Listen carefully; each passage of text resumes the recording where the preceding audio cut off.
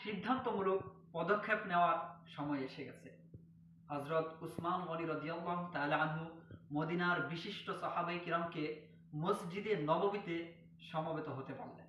তারপর রাসূলুল্লাহ সাল্লাল্লাহু আলাইহি ওয়াসাল্লাম এর মিম্বরে দাঁড়িয়ে এক ঐতিহাসিক ঘোষণা দিলেন।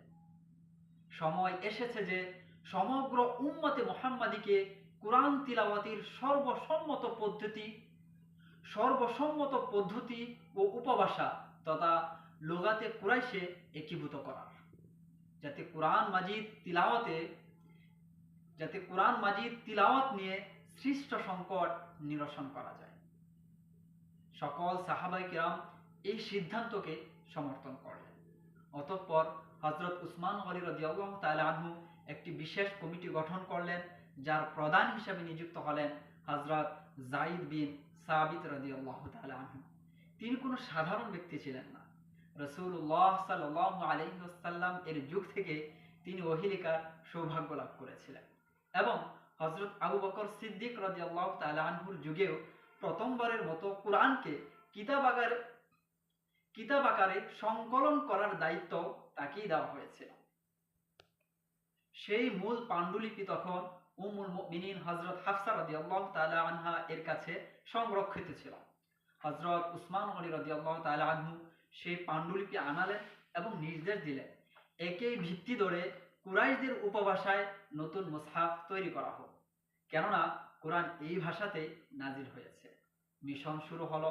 যখন কমিটি তাদের সমগ্র কাজ সম্পন্ন করলেন, তখন হযরত উসমান রাদিয়াল্লাহু তাআলা আনহুর পক্ষ হতে পুরো ইসলামী খিলাফতে আনুষ্ঠানিকভাবে ঘোষণা এলো, কোরআনের যেসব ব্যক্তিগত কপি চামড়া, পাথর, হাড় কিংবা পাতায় লিপিবদ্ধ রয়েছে সেগুলো সব একত্রিত করা হোক। মানুষ তাদের লিখিত কপি নিয়ে আসতে লাগলো।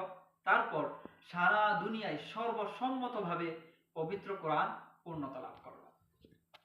হযরত উসমান রাদিয়াল্লাহু তাআলা আনহু এই মুসহাফের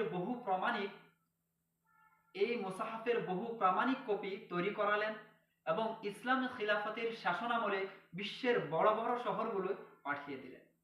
এরপর সমগ্র উম্মতে মুহাম্মাদের উদ্দেশ্যে ঘোষণা করা হলো, আজ থেকে এটি মুসলমানদের সর্বসম্মত মুসহাফ।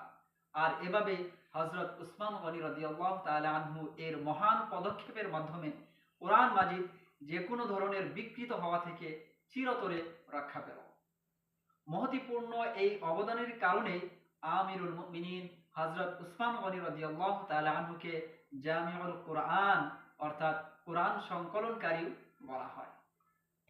তার যুগের কুরআনুল কারীমের কিছু পাণ্ডুলিপি আজও ইস্তাম্বুল মিউজিয়াম, বার্মিংহাম বিশ্ববিদ্যালয় সহ বিশ্বের অনেক ঐতিহাসিক স্থানে সংরক্ষিত রয়েছে।